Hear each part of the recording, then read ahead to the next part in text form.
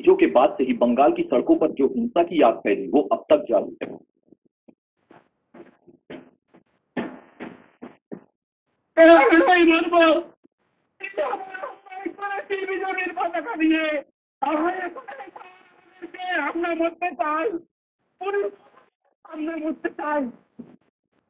जिस खेला होबे का नारा तृणमूल के छोटे से बड़े नेता लगा रहे थे, परिणाम आने के बाद वो खेला 3 दिन के भीतर 35 से अधिक लोगों की जान ले गया था।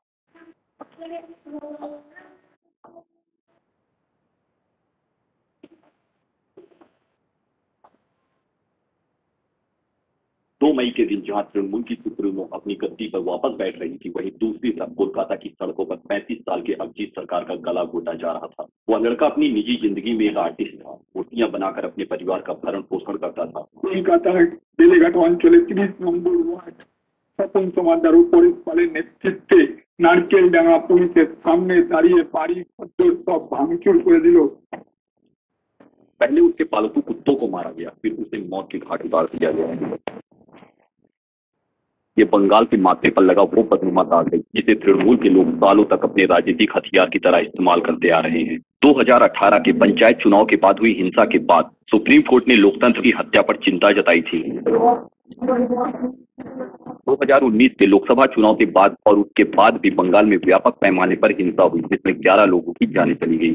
इस बदले और हिंसा की राजनीति के कारण हजारों कार्यकर्ताओं को पलायन करना पड़ा। ऐसा नजारा देखने को मिला जैसे कश्मीर में पंडितों का पलायन दोहराया जा रहा है। जो पलायन कर गए उनकी जान बच गई, पर कुछ लोग ऐसे थे जो पलायन नहीं कर पाए और इसकी कीमत उन्हें अपनी जान देकर चुकानी पड़ी। ऐसा ही हुआ सोनारपुर इलाके के हरण अधिकारी के साथ।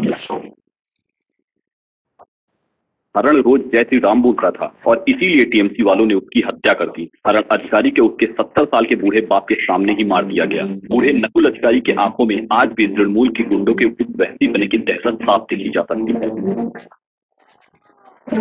ऐसे ही एक और प्रकरण में टीएमसी वालों के हाथों एक बीजेपी कर्मी काकोली क्षेत्रपाल की मौत हुई। वर्धमान के रहने वाले काकोली क्षेत्रपाल के घर पर रिजल्ट आने के बाद टीएमसी की गुंडा वाहिनी ने हमला किया और उनको मौत के घाट उतार दिया।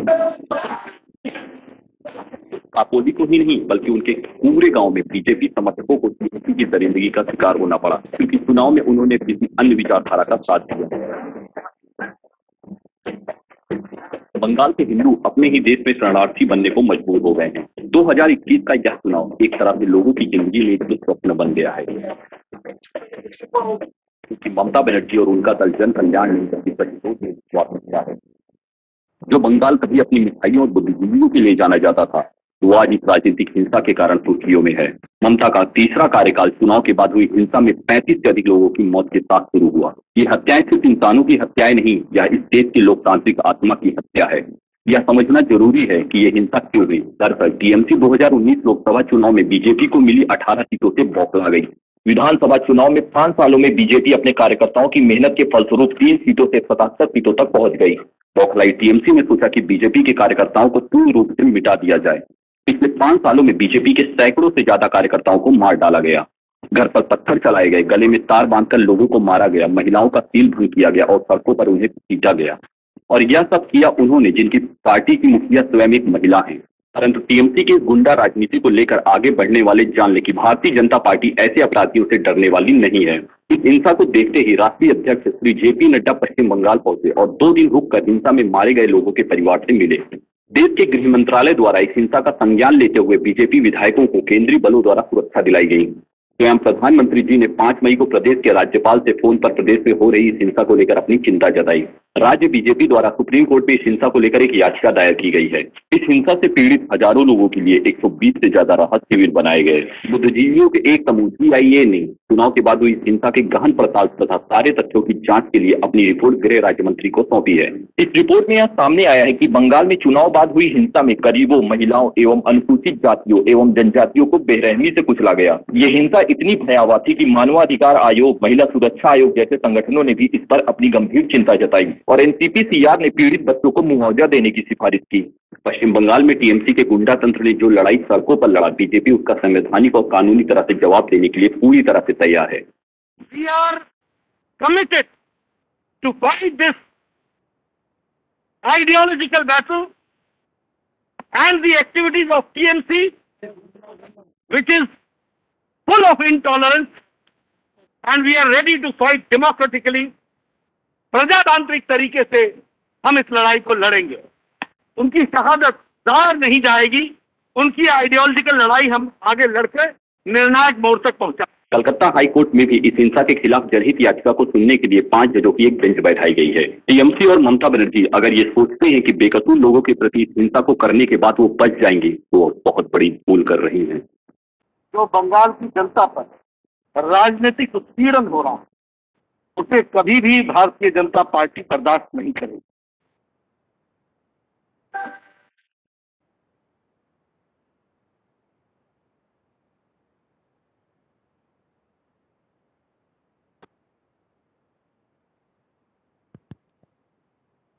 ಪಶ್ಚಿಮ ಬಂಗಾಳದ ಚುನಾವಣಾ ಫಲಿತಾಂಶದ ನಂತರದ ಘಟನಾವಳಿಗಳು, ನಮ್ಮ ಕಾರ್ಯಕರ್ತರ ಮೇಲೆ ನಡೆದಂಥ ಹಲ್ಲೆ, ಅತ್ಯಾಚಾರ, ಕೊಲೆ, ಸುಲಿಗೆ ಇವನ್ನೆಲ್ಲ ನಾವು ಈ ವಿಡಿಯೋ ತುಣುಕುಗಳಲ್ಲಿ ನಾವು ನೋಡಿದ್ದೇವೆ. ಈಗ ಈ ಒಂದು ಕಾರ್ಯಕ್ರಮವನ್ನು ಉದ್ದೇಶಿಸಿ ನಮ್ಮ ರಾಜ್ಯದ ಸನ್ಮಾನ್ಯ ಅಧ್ಯಕ್ಷರು, ಸಂಸದರು ಆದಂಥ ಶ್ರೀಯುತ ನಳಿನ್ ಕಟೀಲ್ ಕುಮಾರ್ ಅವರು ನಡೆಸ್ಕೊಡ್ಬೇಕಂತ ಕೇಳ್ಕೊಳ್ತೀನಿ.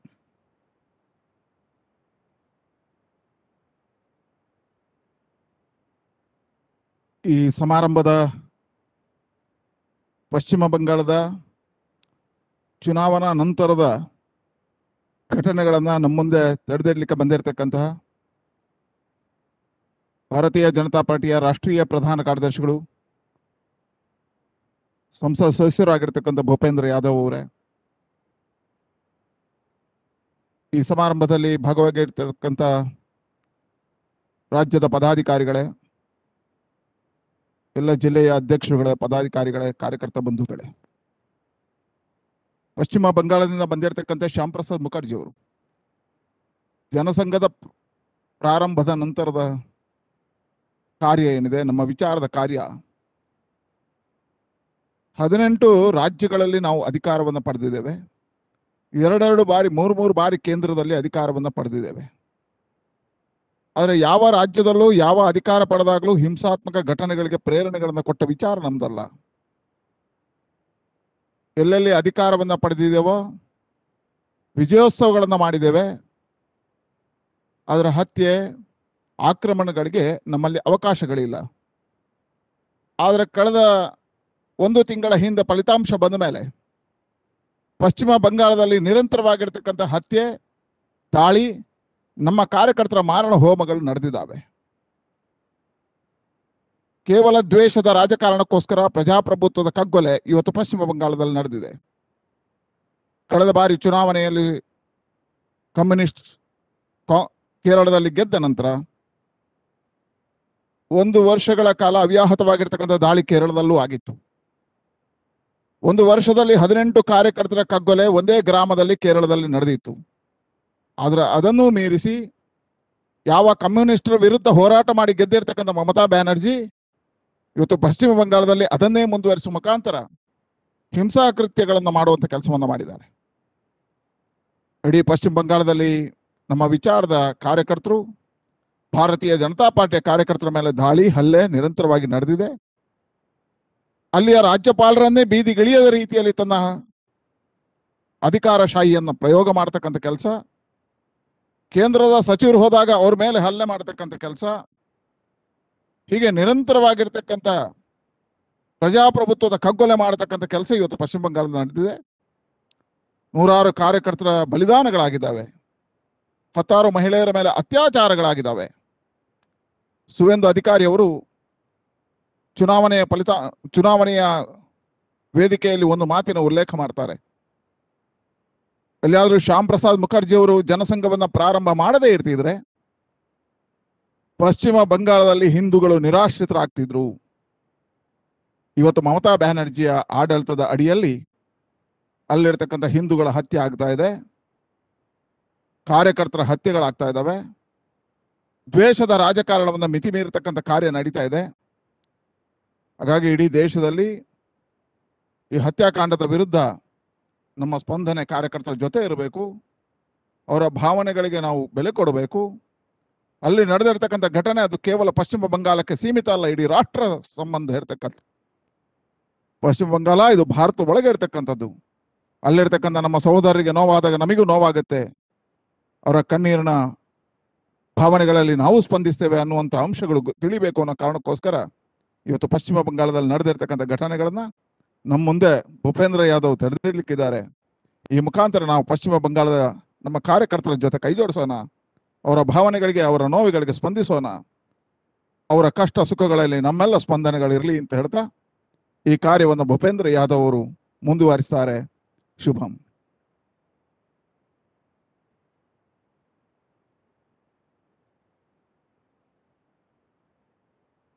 ಇಷ್ಟೊತ್ತವರೆಗೂ ನಮ್ಮನ್ನು ಉದ್ದೇಶಿಸಿ ಮಾತನಾಡಿದಂಥ ರಾಜ್ಯದ ಸನ್ಮಾನ್ಯ ಅಧ್ಯಕ್ಷರಾದಂಥ ಶ್ರೀಯುತ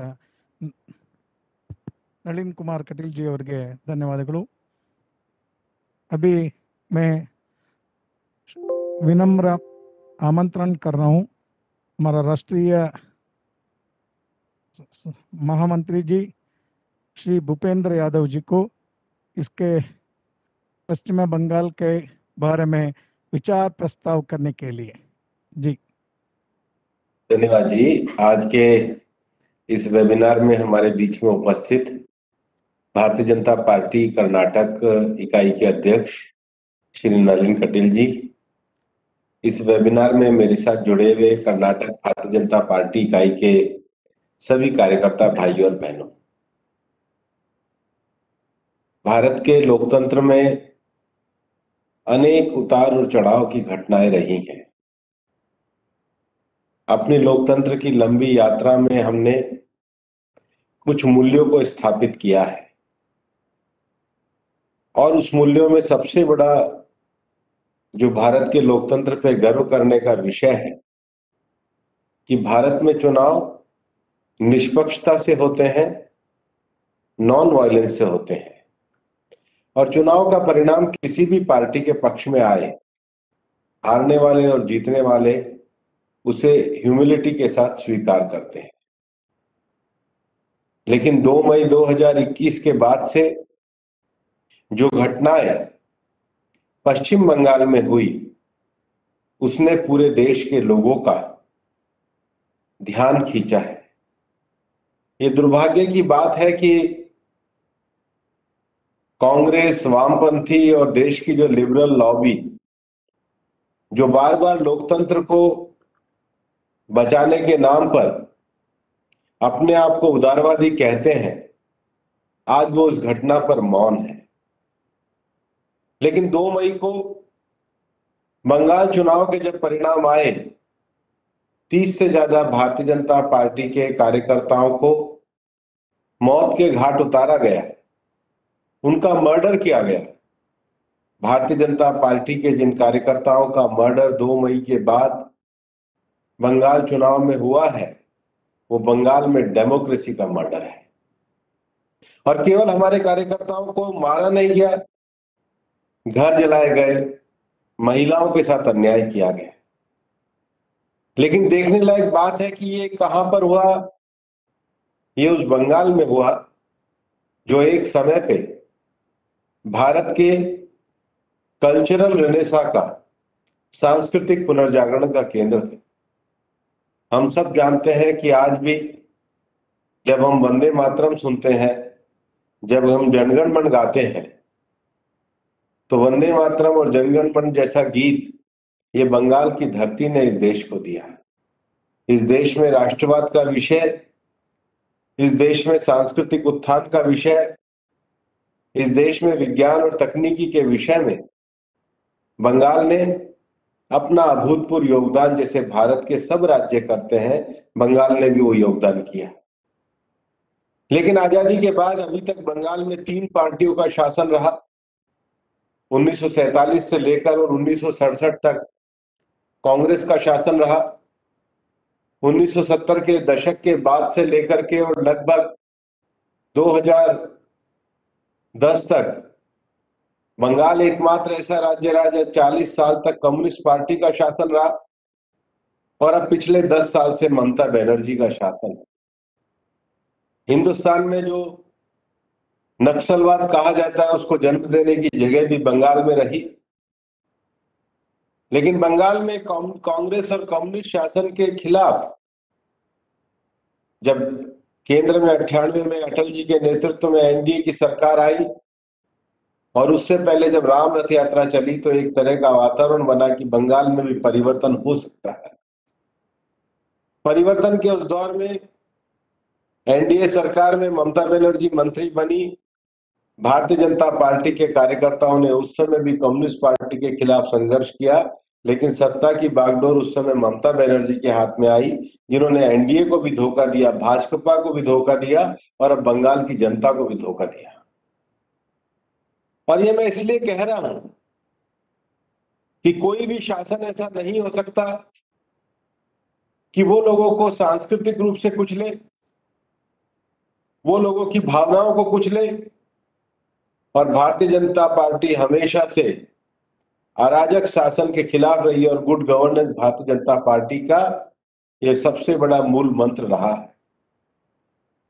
बंगाल की परिस्थिति इस मायने में भी भिन्न है कि बंगाल बांग्लादेश की सीमा से सटा हुआ राज्य है। 1947 में जब भारत का विभाजन हुआ था तो भारत के पश्चिम हिस्से में पंजाब और पूर्वी हिस्से में बंगाल विभाजन होकर के नए देश बने थे। लेकिन हमने देखा है कि भारत के पूर्वी क्षेत्र बंगाल और असम में लगातार इन्फिल्ट्रेशन का भी खतरा रहा है और उसका सबसे बड़ा कारण यह रहा है कि बंगाल की डेमोग्राफी में भी चेंज आया है। इस देश में पहली बार ऐसा चुनाव में हुआ कि ममता बनर्जी ने कहा कि भारतीय जनता पार्टी को हराने के लिए सब मुसलमान इकट्ठे हो जाए। इस सीधे सीधे धर्म की अपील पर लड़ने वाला चुनाव था। पहली बार ऐसा चुनाव हुआ कि चुनाव में हम इलेक्शन कमीशन के कोड ऑफ कंडक्ट का पालन करते हैं और लगभग ये तय बात मानी जाती है कि जहां पर बूथ होता है, बूथ से दूर जाकर के कोई भी व्यक्ति अपना बयान या प्रदर्शन करता है। लेकिन बंगाल की मुख्यमंत्री लगातार 2 घंटे तक बूथ के ऊपर धरने पर बैठी रही, वहां डेमोन्स्ट्रेशन करती रही। और इतना ही नहीं, बंगाल की जनता परिवर्तन चाहती थी। उसका सबसे बड़ा प्रमाण यह है कि ममता बनर्जी, जिनकी पार्टी चुनाव जीती पर वो खुद चुनाव हारी, क्योंकि जनता की नजर में उनकी छवि एंटी इनकम्बेंसी के एक भ्रष्ट व्यक्ति की छवि, भाई भतीजावाद की छवि बंगाल की जनता की नजर में उनकी बनी थी। लेकिन कुछ डेमोग्राफिक कारणों से और कुछ अन्य कारणों से उनको चुनाव में विजय प्राप्त हुई। चुनाव में कोई भी हारे, कोई भी जीते, लेकिन विजय को सब लोग स्वीकार करते हैं। और इसके लिए भारतीय जनता पार्टी के कार्यकर्ताओं ने अपने परिश्रम से बंगाल में कमल के लिए बहुत मेहनत की थी। भारतीय जनता पार्टी को 2014 के चुनाव में एक बड़ी सफलता मिली थी।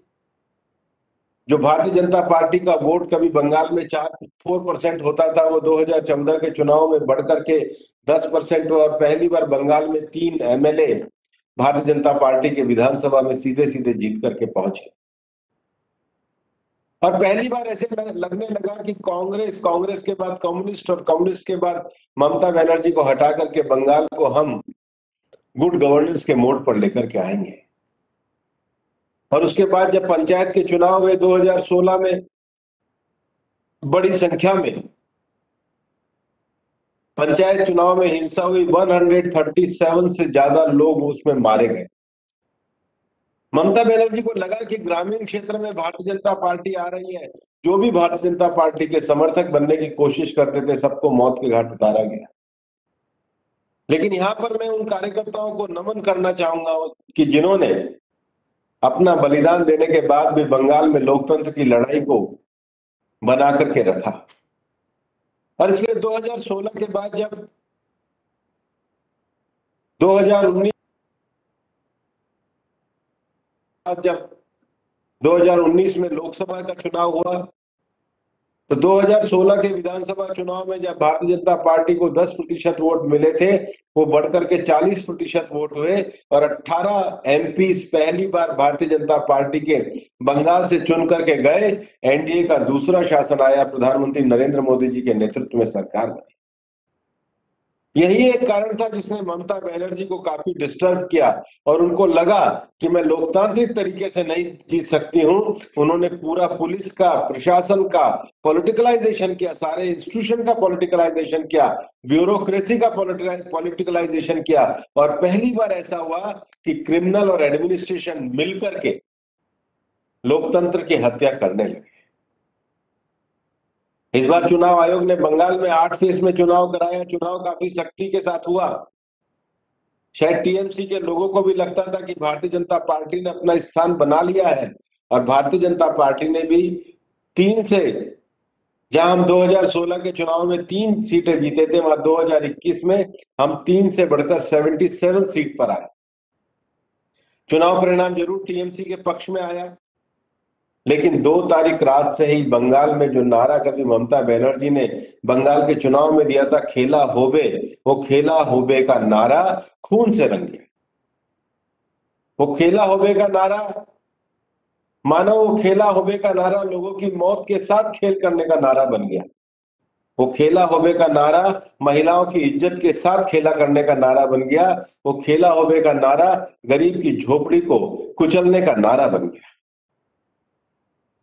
और मैं खुद 2 तारीख को कलकत्ता में था। लगातार ऐसा लगने लगा कि कहीं पर आगजनी के दृश्य टीवी पर आने लगे, कहीं पर महिलाओं के साथ अत्याचार के दृश्य हमको नजर आने लगे। भारतीय जनता पार्टी के आरामबाग कार्यालय को शाम को 6 बजे आग लगा दी गई। ऐसा लगने लगा कि बंगाल में शासन नाम की कोई चीज नहीं रह गई है। पुलिस अपने आप में चुप हो गई। लोग जहां जैसा अत्याचार कर रहे थे उन्होंने अत्याचार करना शुरू करा और आज तक चुनाव के बाद से 30 से ज्यादा लोग इस चुनावी हिंसा का शिकार हो गए हैं। हजारों लोगों को बंगाल छोड़ करके आसाम में जाना पड़ा है। हजारों लोगों के घर बार हो गए हैं, गांव के गांव खाली हो गए हैं। ये सब ममता बनर्जी की शह पर हुआ। ये एक ऐसा खेल हुआ है जिसकी कल्पना नहीं की जा सकती थी। इतना ही नहीं कि केंद्र सरकार के द्वारा मिनिस्ट्री ऑफ होम ने टीम को मुआयना करने के लिए भेजा। केंद्र सरकार ने रिपोर्ट पर संज्ञान लिया, लेकिन जब वुमेन कमीशन की चेयरमैन गई तो उनको महिलाओं के पास जाने नहीं दिया। जब एनएचआरसी की टीम गई तो बंगाल सरकार ने उनको दौरा कराने से मना किया। एससी कमीशन ने तो जाकर के जब मौके पे मुआयना किया, तब जिन शेड्यूल कास्ट के लोगों का मर्डर हुआ उनकी एफआईआर करने पे बंगाल सरकार की नींद खुली। खुद इस विषय का बंगाल में हाई कोर्ट ने संज्ञान लिया। लोग एफआईआर दर्ज कराने गए तो पहली बार ऐसा हुआ कि पुलिस स्टेशन में एफआईआर लॉन्च नहीं गई, इसलिए हाईकोर्ट को ऑर्डर देना पड़ा कि जहां पुलिस स्टेशन में एफआईआर नहीं हो रही है वहां पर मेल से एफआईआर की जाए। सुप्रीम कोर्ट ने भी इस मामले में नोटिस इशू किया है और एक एसआईटी बनाने की, जो बंगाल से बाहर जाकर के एसआईटी बने, वो एसआईटी बनाने की बात हुई है। केंद्र सरकार ने भी सब विषयों का संज्ञान लिया है, लेकिन बंगाल की मुख्यमंत्री देश के फेडरलिज्म के स्ट्रक्चर को तोड़ने पे तुली हुई है। बंगाल में अभी जब तूफान आया और प्रधानमंत्री जी वहां पर पहुंचे तो जिस प्रकार का व्यवहार बंगाल के मुख्य सचिव और मुख्यमंत्री के द्वारा किया गया वो अपने आप में शर्मनाक है, निंदनीय है, डिसग्रेसफुल है। ममता बनर्जी आज लोकतंत्र की हर मर्यादा को तोड़ने में लगी हुई है और इसलिए इस वेबिनार के माध्यम से आपके साथ संवाद करने का जो मेरा सबसे बड़ा प्रयोजन है कि भारतीय जनता पार्टी के कार्यकर्ताओं को बंगाल की लोकतंत्र बचाने की सॉलिडेरिटी के साथ खड़ा होना होगा। कई बार देश का जो तथाकथित बुद्धिजीवी वर्ग है वो कुछ विषयों पे मौन हो जाता है, लेकिन भारतीय जनता पार्टी का एक इतिहास रहा है कि हमने देश में लोकतंत्र को जिंदा रखा है। हमने हमेशा कहा है हमारी पार्टी आए या जाए, नेशन फर्स्ट, नेशन की डेमोक्रेसी फर्स्ट। ये वही भारतीय जनता पार्टी है जिसने इंदिरा गांधी से डेमोक्रेसी को बचाने के लिए जनसंघ को जनता पार्टी में विलय किया था। भारतीय जनता पार्टी ने जितना भी विरोध झेला हो, लेकिन डेमोक्रेसी में अपनी अटूट आस्था रख करके उसको बचाने का काम किया है। ये सच है कि हम आज केंद्र में सबसे बड़ी पार्टी के रूप में हैं। ये सच है कि केंद्र में हमारी सरकार है, लेकिन हम जानते हैं कि लोकतांत्रिक मूल्यों को जो लोग तोड़ना चाहते हैं, डेमोक्रेसी को लोग जो कुचलना चाहते हैं, डेमोक्रेसी में जो लोग हिंसा का सहारा लेना चाहते हैं, इसमें जीत का रास्ता बंगाल में हमारा आएगा। लेकिन लोकतंत्र की इस लड़ाई में हम सब लोग साथ मिलकर बंगाल के कार्यकर्ताओं की आवाज बने। और इसलिए इस वेबिनार को करते समय मैं कुछ विषय आप लोगों के सामने कहना चाहूंगा। पहला विषय, बंगाल की लड़ाई ये कोई टीएमसी और भारतीय जनता पार्टी की लड़ाई नहीं है। ये लड़ाई डेमोक्रेसी बनाम वायलेंस की है कि इस देश में वायलेंस प्रिवेल करेगी या डेमोक्रेसी प्रिवेल करेगी।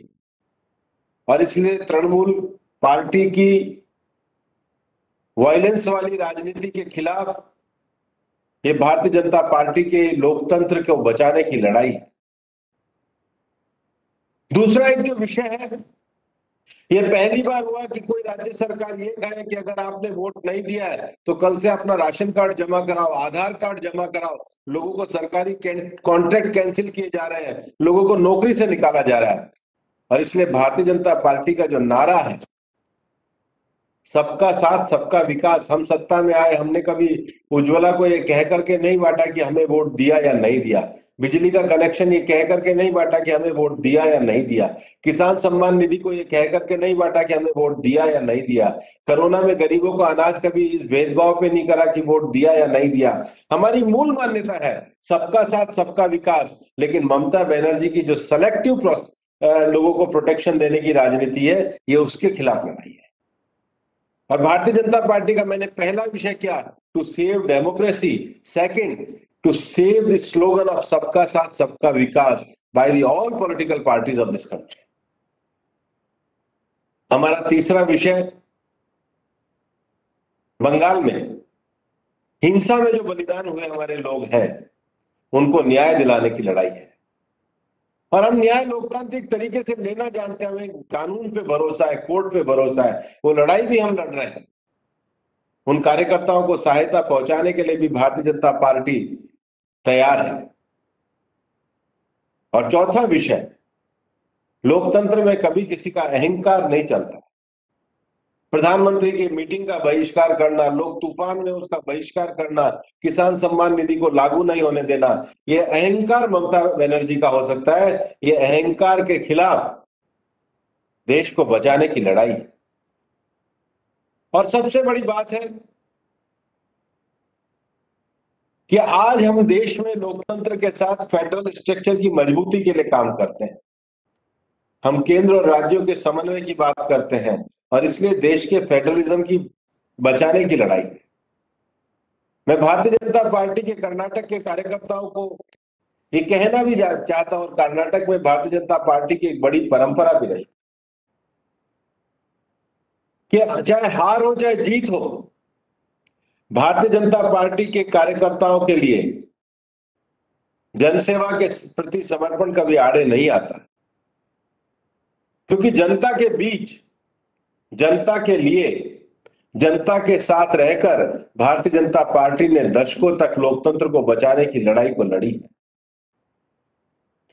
और भारतीय जनता पार्टी ने जनसंघ से लेकर आज तक सैकड़ों हार और जीत देखे, हम भी अनेक बार हारे हैं, अनेक बार जीते हैं, लेकिन हमारा लक्ष्य जनसेवा, राष्ट्र सेवा, लोकतंत्र और इस देश को बचाने की लड़ाई लड़ी। बंगाल में हमने 3 से 77 सीटें पाई हैं। ये ठीक है, हम चुनाव नहीं जीते, लेकिन हमने, चाहे तूफान आया हो, प्रधानमंत्री ने जाकर कभी बंगाल के लोगों की सेवा करने का, लोगों के बात सुनने का, लोगों को ढांढस बनाने में कभी अपनी तरफ से कोताही नहीं करी। ये ममता बनर्जी का फासिज्म और अहंकार है, जिन्होंने आज फेडरलिज्म को एक तरीके से लज्जित किया है। और इसलिए मैं कहना चाहूंगा, अंत में मैं इतना ही कहना चाहूंगा कि the post poll violence of May 2021 has been unprecedented in its scale and intensity. This violence is an attack on the democratic tradition of India, where all electoral outcomes are to be taken with humility and utmost respect as the will of the people. The Indian Constitution guides us to contest election in true democratic spirit, not indulge in the vendetta politics. It's guide us to point at the wrong without indulging in the wrong. The attack in Bengal by Mamta Banerjee's on her opponent has to be opposed, because democracies cannot be then democracy can have no space for fascism and anarchy, where parties in power to kill peoples who fought election against them. Where elected chief ministers see supporters of opposition parties being murdered under their watch. India cannot allow a state administration to turn a blind eye to women's dignity by seeing mobs on rampage with the license to kill. In India, no matter our political affiliations, our caste, our religion, our color, we all stand equal before the law of the land. This is the basic lesson that Mamata Banerjee need to be reminded in Bengal. The BJP will do everything to oppose TMC violence in Bengal and ensure the return to a just, peaceful and progressive Bengal. और इसलिए आज बंगाल में लोकतंत्र को बचाने की लड़ाई में भारतीय जनता पार्टी के सभी कार्यकर्ताओं की सॉलिडेरिटी बंगाल के लोगों के साथ, बंगाल की 2 करोड़ 28 लाख लोग जिन्होंने ममता बनर्जी के खिलाफ भारतीय जनता पार्टी को वोट दिया, उन सब लोगों को जिन्होंने लोकतंत्र को बचाने के लिए अपना बलिदान दिया, हम नमन करते हैं। और बंगाल की इस लड़ाई में कर्नाटक के भी भारतीय जनता पार्टी के कार्यकर्ता अपना विश्वास, अपना संबल, अपना साथ बंगाल के कार्यकर्ताओं को दें। इसी अपेक्षा के साथ हम बंगाल में एक मजबूत विपक्ष की भूमिका निभाते हुए आने वाले समय में बंगाल की इस हिंसा के खिलाफ इस लड़ाई को जीतेंगे। इसी आह्वान के साथ हम सब लोग मिलकर के बंगाल में सुशासन के लिए लड़ेंगे। आपका साथ होगा और जमीन पर बंगाल में भारतीय जनता पार्टी के कार्यकर्ता लड़ेंगे, लेकिन आपका विश्वास, आपका साथ, आपका सहयोग और आपकी सॉलिडेरिटी निश्चित रूप से बंगाल के कार्यकर्ताओं को संबल और विश्वास प्रदान करेगा। उनकी लड़ाई में जीत अवश्य होगी। हम सब उनके साथ हैं और भारतीय जनता पार्टी की, चाहे केंद्र में हमारी सरकार हो, चाहे भारतीय जनता पार्टी के कार्यकर्ता हो, केंद्र की टीम से लेकर सब लोग हम बंगाल के कार्यकर्ताओं के साथ खड़े हैं और शहीद हुए कार्यकर्ताओं को श्रद्धांजलि देते हुए सबके लिए न्याय की लड़ाई को हम जीतेंगे। इसी भावना के साथ मैं आज पुनः कर्नाटक के लोगों को धन्यवाद देता हूं कि उन्होंने इस महत्वपूर्ण विषय पर इस मेरे को विचार रखने का और बंगाल की परिस्थितियों के साथ जुड़ते वहां के कार्यकर्ताओं को अपना भावनात्मक समर्थन दिया है। आप सभी का बहुत बहुत धन्यवाद। जय हिंद, जय भारत। ಪಶ್ಚಿಮ ಬಂಗಾಳದ ಚುನಾವಣಾ ನಂತರದ ಹಿಂಸಾಚಾರಗಳ ಬಗ್ಗೆ ನಮಗೆ ಸವಿಸ್ತಾರವಾಗಿ ತಿಳಿಸಿಕೊಟ್ಟಂತ ರಾಷ್ಟ್ರೀಯ प्रधान कार्यदर्शिಗಳಂತ ಶ್ರೀಯುತ ಭೂಪೇಂದ್ರ ಯಾದವ್ जी को बहुत बहुत धन्यवाद समर्पण करूंगा। धन्यवाद जी। ಈ ಒಂದು ಕಾರ್ಯಕ್ರಮದಲ್ಲಿ ಉಪಸ್ಥಿತಿ ಇದ್ದು ನಮಗೆ ಮಾರ್ಗದರ್ಶನ ನೀಡಿದಂತ ನಮ್ಮ ಸನ್ಮಾನ್ಯ ರಾಜ್ಯ ಅಧ್ಯಕ್ಷರಾದಂತ ಶ್ರೀಯುತ ನಳಿನ್ ಕುಮಾರ್ ಕಟೀಲ್ ಜಿ ಅವರಿಗೂ ಎಲ್ಲರ ಪರವಾಗಿ ತುಂಬ ಹೃದಯದ ಧನ್ಯವಾದಗಳನ್ನ ಅರ್ಪಿಸ್ತಾ ಇದ್ದೇನೆ। ಹಾಗೆ ಈ ಒಂದು ವೆಬಿನಾರ್ ಸಭೆಯಲ್ಲಿ ಉಪಸ್ಥಿತಿ ಇರತಕ್ಕಂತ ನಮ್ಮೆಲ್ಲ ಸಂಸದರು, ಶಾಸಕರು, ರಾಜ್ಯ ಪದಾಧಿಕಾರಿಗಳು, ಜಿಲ್ಲೆಯ ಅಧ್ಯಕ್ಷರು, ಮಂಡಲದ ಅಧ್ಯಕ್ಷರು, ಸಮಸ್ತ ಕಾರ್ಯಕರ್ತ ಬಂಧುಗಳಿಗೂ ತುಂಬ ಹೃದಯದ ಧನ್ಯವಾದಗಳನ್ನ ಅರ್ಪಿಸ್ತಾ ಇದ್ದೀನಿ। ಇಲ್ಲಿಗೆ ಈ ಕಾರ್ಯಕ್ರಮ ಮುಕ್ತಾಯ ಆಗ್ತದೆ। ಧನ್ಯವಾದಗಳು। ಧನ್ಯವಾದ।